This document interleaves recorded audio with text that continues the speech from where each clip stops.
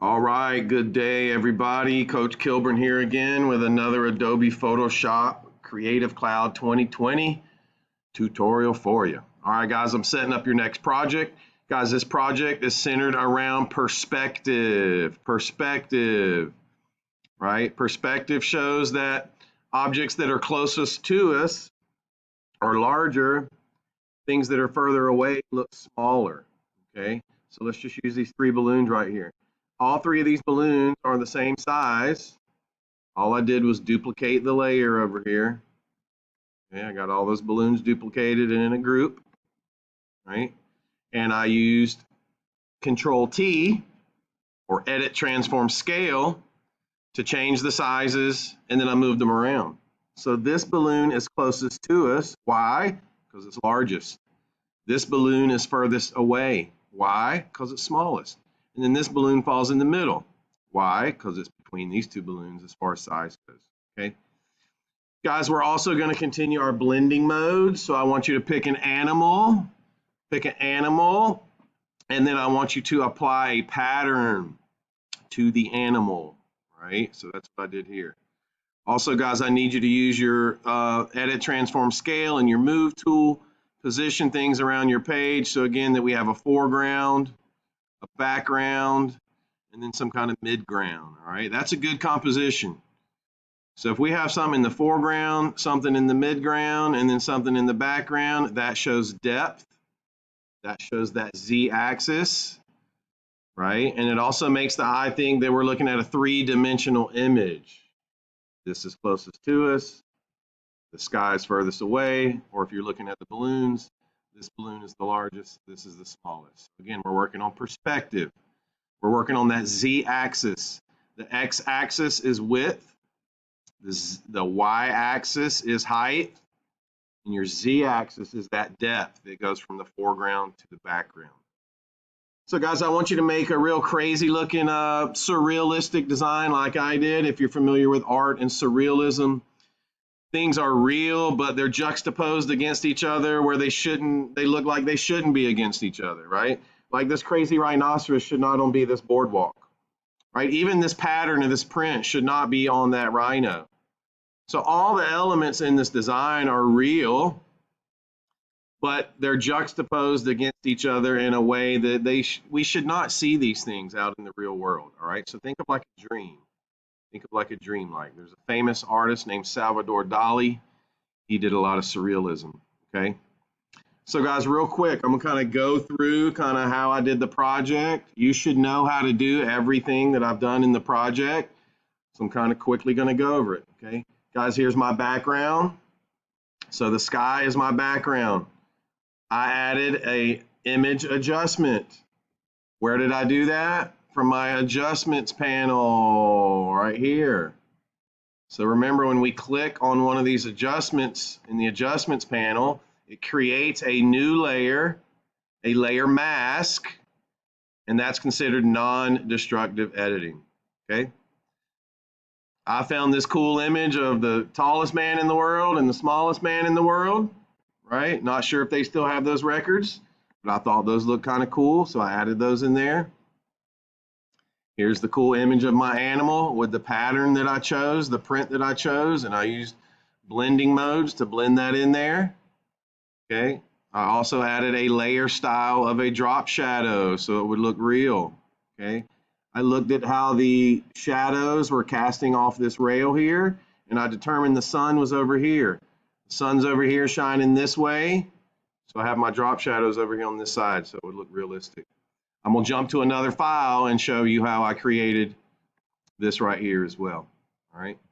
And then guys, in my balloons again, you know how to create a layer group, right? I put all my balloons in a layer group. So I made one balloon, I duplicated it, and I used my transform function to make it smaller, and I moved it. I duplicated it again. I used the transform function to make it smaller, and I moved it again. So these three layers are just duplicated from this layer. I put them into a layer group. Notice I've renamed everything, very organized, very easy to find. Okay.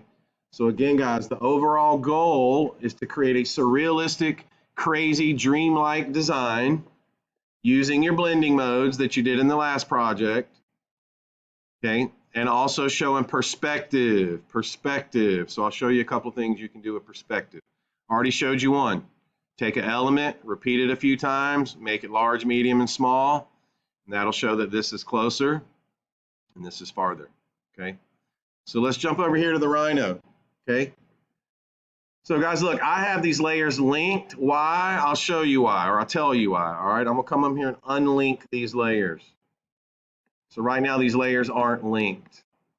If I just simply select all three of these and copy and try to come over here to my design master document and paste, it's not gonna paste all three layers, okay? So once you choose your animal, once you choose your print, and you do your blending mode, right? I also added an image adjustment, a hue saturation. After I did the blending mode, it was kind of like dull red, so I added an image adjustment, a hue saturation. Where did I do that? I did that off my adjustments panel, okay?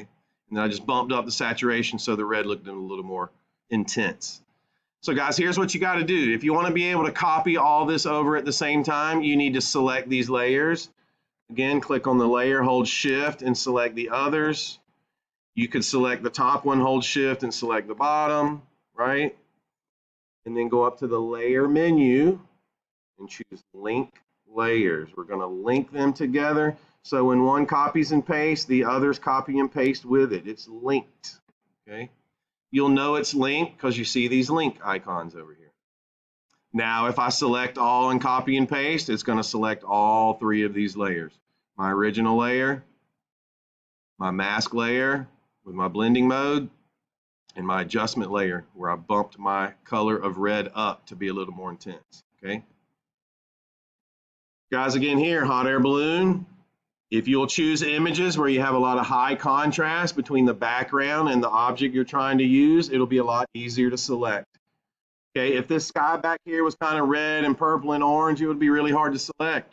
So guys, the images you choose are key. I'm just going to use this object selection tool. We've been using the quick selection tool in the magic wand. I've showed you the object selection tool before. It's great for selecting things like this. You just click and drag around the object and Photoshop is going to select that item for you. Boom.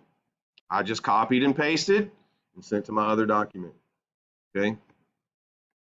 Guys here, okay, you may have to use different selection tools. I had to use a few, right? So I went in and I used my quick selection tools. Okay, boom, boom, boom. Boom, boom. Okay, again, that's not perfect. But don't forget, if you need to add, here's the addition quick selection, and here's the subtract from quick selection. Once I had it selected, I just copied. I came over here and I pasted. Okay. All right. Guys, again, just go online. Use some good Boolean keyword searches, find you a good print or design or pattern, something that's repeated. Guys, look, I don't want this area down here, so don't forget you have a crop tool. You can go to the crop tool and you can move that up. I don't want that black area with the vector stock. Once you use the crop tool, make sure you apply your transformation, and then I just select it all, copy, paste. Okay. So guys, look, I chose a rhino that was at an angle. Why? Because this project is about perspective and showing things that are closest to us are larger and things that are further away are smaller. Guys, it may be easier for you to do your blending modes if you just do an animal from a profile, from a full side angle. But if you want to kind of push your skills and try to do a 3/4 angle like this, choose an animal that's kind of at a 3/4 angle. Now here's what you have to do when you're doing your blending mode, right? When I first pasted my pattern in, it was flat, right? So let me create a new document really quick. Actually, I'm gonna go over here. I'll do it for you real quick. Go to this rhino. Okay, I've got to select it. So I'm going to choose to select the background with my magic wand, and then I'm going to select inverse.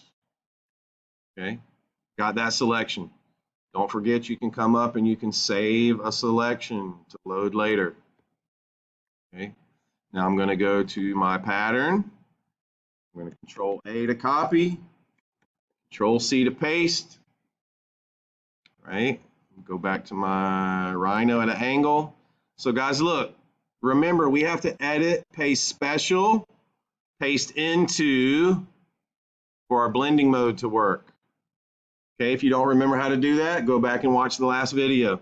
Now guys, look, this isn't really adhering to the perspective of the Rhino because he's at an angle. It looks really flat, right?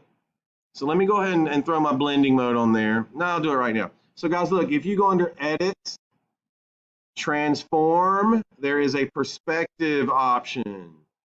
Edit, Transform, Perspective. Edit, Transform, Perspective. These boxes are going to pop up, right? Again, you can always resize it. Let me not commit that. Let me go back and first transform scale. Again, you can Control T. Let me make this pattern a little smaller. All right, there we go. All right, apply that transformation. Now, guys, to add my perspective, edit, transform, perspective, edit, transform, perspective. Guys, move these lines closer together. See how these two lines are moving closer together? Or move these further apart, right? So now it kind of looks like it's going in more of a perspective, right?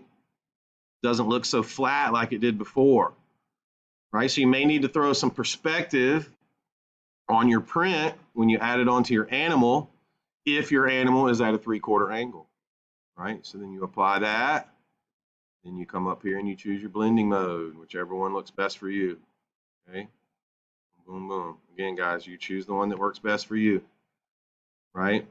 So, guys, look, if you don't add that perspective, it's going to look like this. Go to my history panel. Okay. Okay. See, flat, flat, perspective, flat, perspective. So how do we do that? Again, once we paste special, paste into, we just go to edit, transform, perspective, right? So guys, look, reminders. This assignment is about perspective, showing that things are closest to us are larger, things that are further away are smaller. We're also working on using our blending modes, our image adjustments. Make sure you're renaming your layers and putting things in groups, all the things we've learned so far, right? Edit, transform, scale, and put things in the back and put things in the front, right? Make it look crazy, dreamlike, surrealism, all right? Hope you guys have fun.